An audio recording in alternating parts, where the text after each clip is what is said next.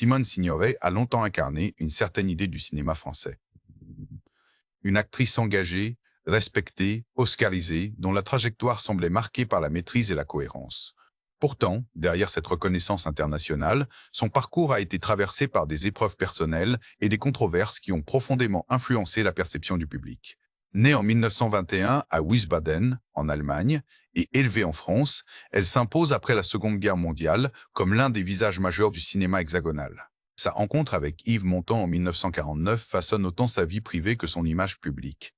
Le couple devient emblématique. Il incarne une union artistique et intellectuelle engagée à gauche, proche de certaines figures du monde culturel et politique de l'époque. Leur engagement politique, notamment leur proximité initiale avec le Parti communiste français, suscite à la fois admiration et critique, dans un contexte de guerre froide particulièrement sensible. En 1960, Simone Signoret reçoit l'Oscar de la meilleure actrice pour son rôle dans Les Chemins de la Haute Ville.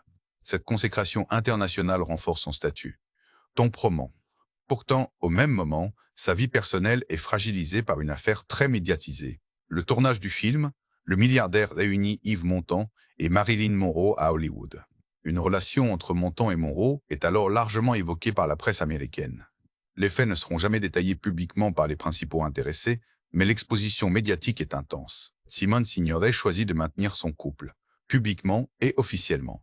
Cette décision alimente commentaires et spéculations.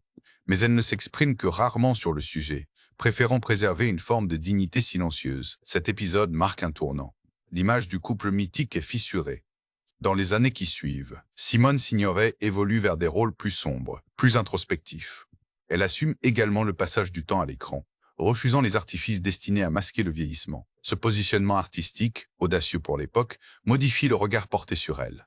Certains y voient une affirmation de liberté. D'autres y perçoivent une forme de renoncement.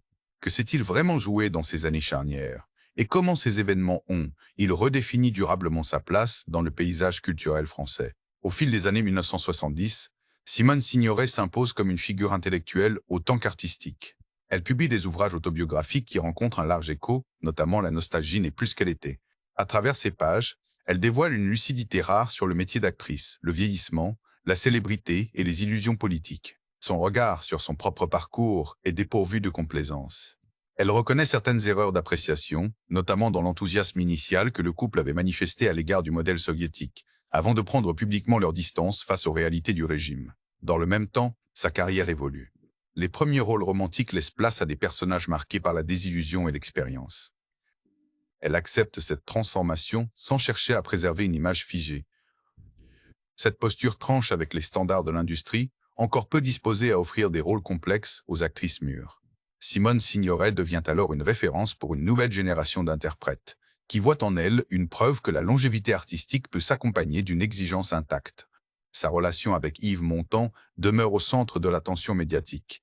Malgré les tensions passées et les rumeurs persistantes, le couple reste officiellement uni. Leur complicité artistique continue, notamment au théâtre et lors d'engagements publics. Pourtant, en coulisses, la santé de l'actrice commence à décliner. Le tabagisme important qu'elle assume ouvertement affecte progressivement son état physique. Les apparitions publiques se font plus rares, mais chacune d'elles conserve une forte charge symbolique. Dans les années 1980, Simone Signoret apparaît comme une conscience du cinéma français. Son autorité ne repose plus seulement sur ses récompenses, mais sur son parcours et sur la cohérence de ses choix. Elle ne cherche plus à séduire, mais à transmettre. Cette transformation est parfois interprétée comme un retrait volontaire, mais elle correspond surtout à une évolution maîtrisée. Lorsque son état de santé se détériore gravement à la fin de la décennie, le public découvre une femme affaiblie, loin de l'icône glamour des années 50. Cette image contrastée interroge. Comment la grande actrice, symbole de force et de détermination en est-elle arrivée à cette fragilité visible? À la fin des années 1980, l'état de santé de Simone Signoret se dégrade nettement. Les séquelles d'un tabagisme ancien, associées à une fatigue chronique, l'éloignent progressivement des plateaux. Elle apparaît moins souvent en public. Sa voix se fait plus rare. Pourtant, son autorité morale demeure intacte. Chaque intervention est écoutée avec attention, comme celle d'une artiste devenue témoin de son époque. En septembre 1985, elle s'éteint à l'âge de 64 ans. L'annonce provoque une émotion considérable dans le monde culturel français.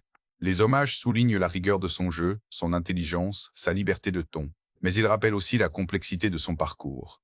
Simone Signoret n'a jamais cherché à lisser les aspérités de sa vie. Elle a assumé ses engagements politiques, ses erreurs d'appréciation, ses blessures privées.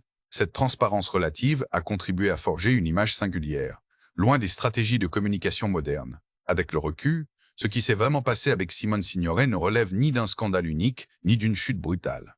Il s'agit plutôt d'un lent déplacement d'image.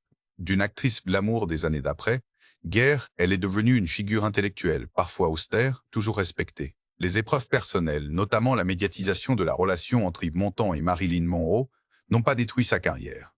Elles ont cependant modifié le regard porté sur elle. Elle a choisi de ne pas se poser en victime.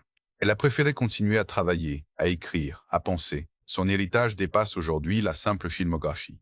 Il réside dans une certaine conception du métier d'actrice, fondée sur la vérité, l'acceptation du temps et la responsabilité publique. Dans un paysage médiatique souvent dominé par l'instantanéité, son parcours rappelle qu'une carrière peut être faite de contradictions assumées et que la complexité n'est pas un affaiblissement, mais une profondeur. Ainsi s'éclaire, avec distance et sobriété, le véritable récit d'une femme qui aura traversé son siècle sans jamais renoncer à sa lucidité.